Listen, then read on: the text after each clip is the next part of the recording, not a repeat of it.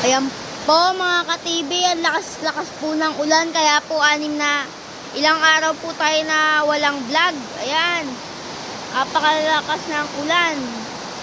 Oh. May bagyo pa po dito. Yung Enteng. Yan po, daming pamak na itong Enteng na to. Ang lakas ng hangin, oh. Sa lugar namin dito, San Roque, San Luis, Pampanga, walang baha dito. Hindi binabaha dito, walang baha dito. Bumabaha pero hanggang mga konti lang, pero hindi lumulubog. Grabe ang lakas, oh. Oh. Yung mga talaga ka-TV, ang hirap. Kaya ilang days na tayo di makalabas sa bahay, di tayo makagalag gamit ng e-bike natin yan, oh. Nilalamig ako ngayon, guys. Tayo yung balat ko, oh. Nakatayo, oh. Oh. Nakatayo yung balahibo ko, oh. Nakikinig ako sa lamig. Grabe, parang magsa-zero visibility na dito, guys, oh. Di na makita. Oh. Papunta dito yung ulan. Ayan, hinahangin dito. Pasok tayo. Nababasa dito, oh. Dismayo, me. Ay, grabe. Pasok tayo. Ayan. Doon para zero visibility na nga dun, oh. Hindi na makita. Wala na talaga puno. Oh. Kahit anong gawin mo dyan, hindi na makita, oh. Kahit ganun pa.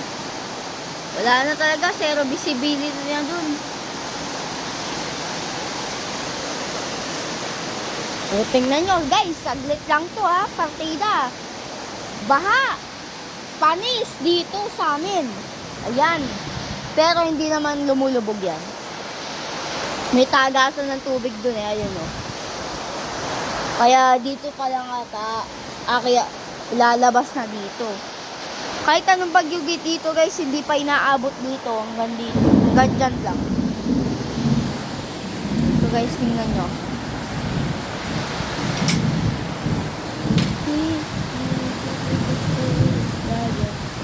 Ayun, wala na, guys. Di na zero visibility. Dito na. Hinangin lang siguro yun dito.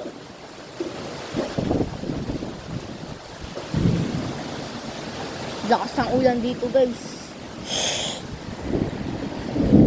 Babaw lang to.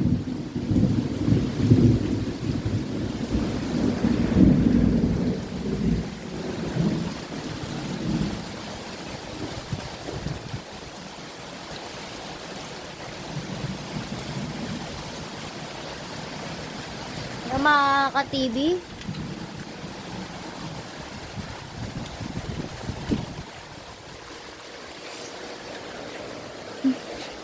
lakas ang hangin.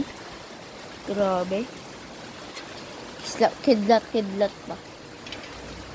Yan, guys, siguro hinangin lang dito yung ulan na yun, no?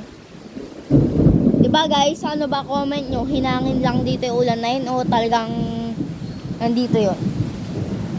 Comment nyo, guys. Kasi tingnan nyo, lagado.